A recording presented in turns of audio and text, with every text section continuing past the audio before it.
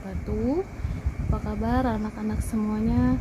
Semoga kita semua selalu dalam keadaan sehat walafiat. Amin. Baiklah, pada pertemuan kali ini atau pertemuan yang kedua, mata pelajaran ilmu pengetahuan sosial masih dalam pembelajaran jarak jauh. Baiklah, sebelum kita memulai pembelajaran kita pada pertemuan kedua ini, sebaiknya kita berdoa terlebih dahulu dengan membaca basmalah. Bismillahirrahmanirrahim.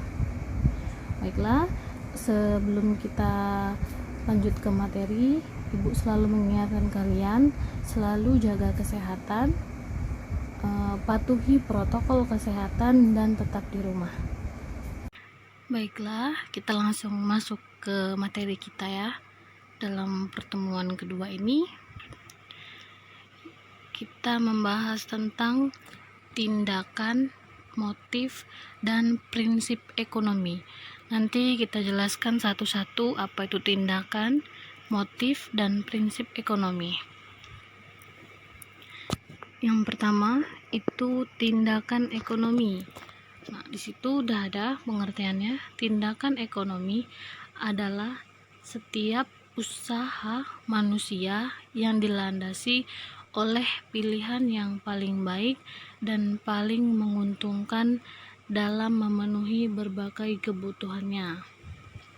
Di situ juga ada tujuan dari tindakan ekonomi. Tujuannya yaitu untuk mengendalikan agar pengeluaran tidak melebihi pendapatan. Di sini tindakan ekonomi itu dibedakan menjadi dua, yaitu tindakan ekonomi irasional dan tindakan ekonomi rasional. Apa itu tindakan ekonomi rasional dan irasional tersebut? Ibu jelaskan. Di sini yang dimaksud dengan tindakan ekonomi irasional yaitu setiap tindakan ekonomi yang dilakukan menurut perkiraan menguntungkan tetapi kenyataannya tidak menguntungkan. Kasih contoh.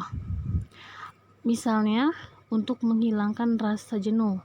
Kita ambil contoh pada saat kalian libur sekolah 1 minggu, kalian itu sering bermain PS.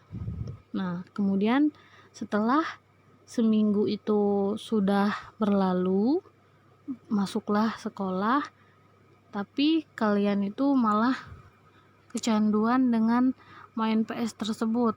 Akhirnya waktu kamu banyak terbuang untuk main game itu, dan uang saku yang harusnya itu buat jajan malah habis untuk membayar sewa bermain PS itu.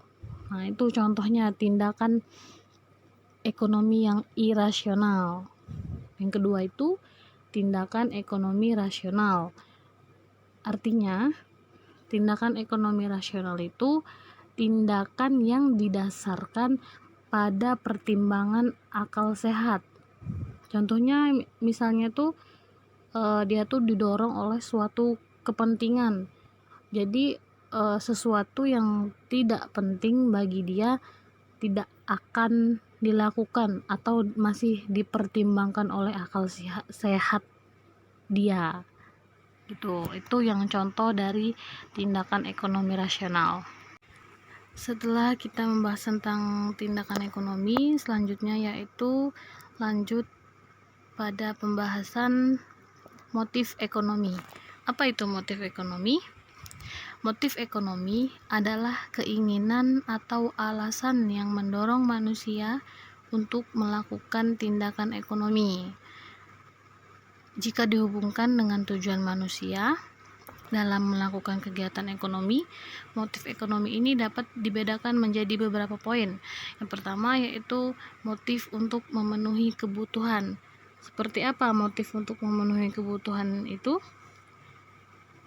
Misalnya itu untuk mencapai kemakmurannya.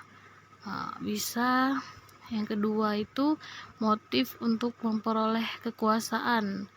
Misalnya itu para pedagang besar ingin memperoleh kekuasaan di bidang ekonomi, maka barang atau jasa yang dia miliki diusahakan lagi itu lebih laku terjual. Kemudian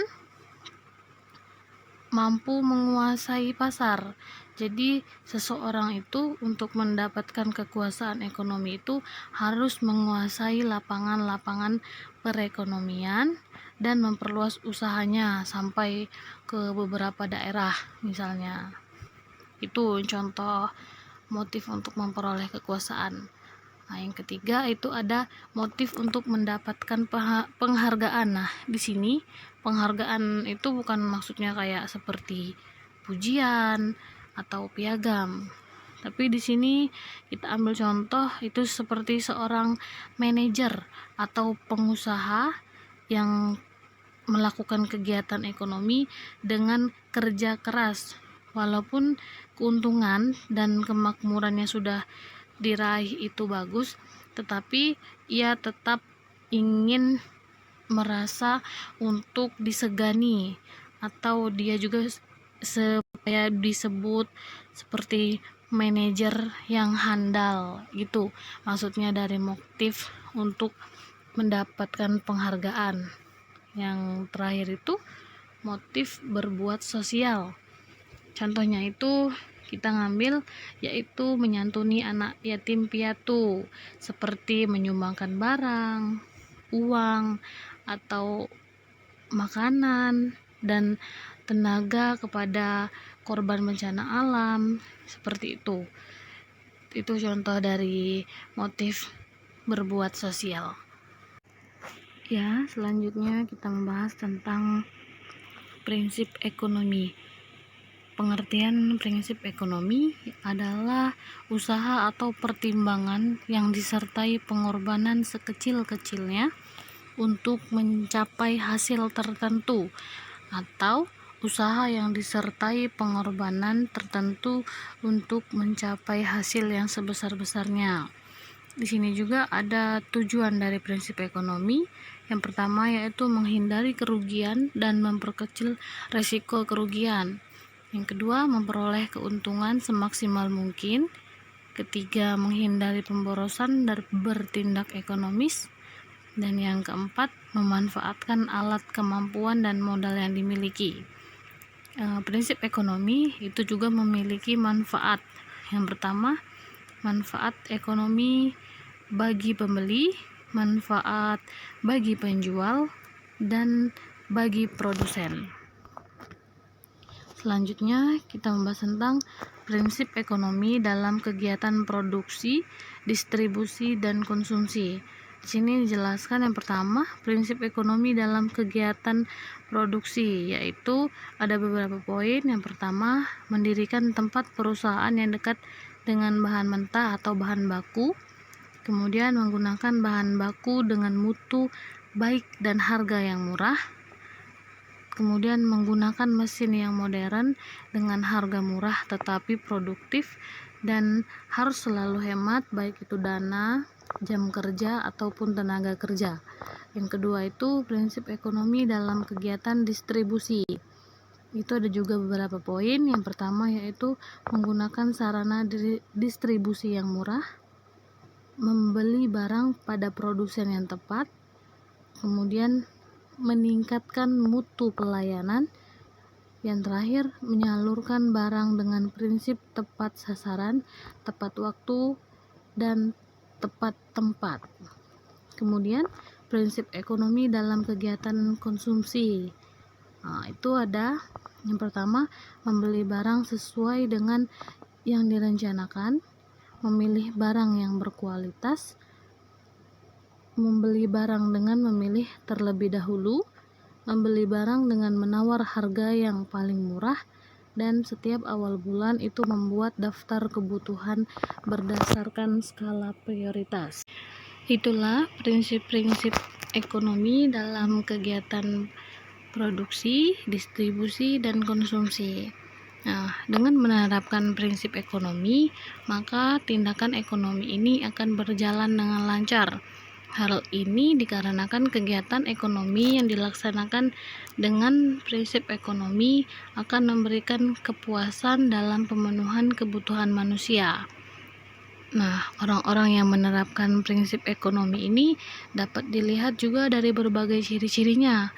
Itu ada 4. Yang pertama, membuat skala prioritas, bersikap hemat, bertindak dengan prinsip cost and benefit, dan bertindak rasional dan ekonomis. Nah, itulah materi-materi yang sudah kita bahas tadi. Selanjutnya Ibu akan memberikan tugas minggu ini di pertemuan kedua untuk kalian. Itu ada 3 soal.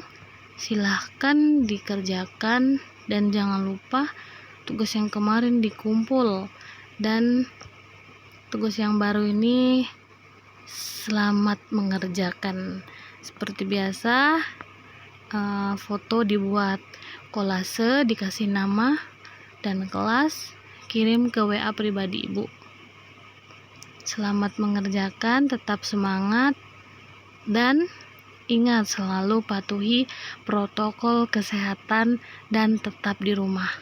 Ibu akhiri, wabillahi taufiq wal hidayah. Wassalamualaikum warahmatullahi wabarakatuh.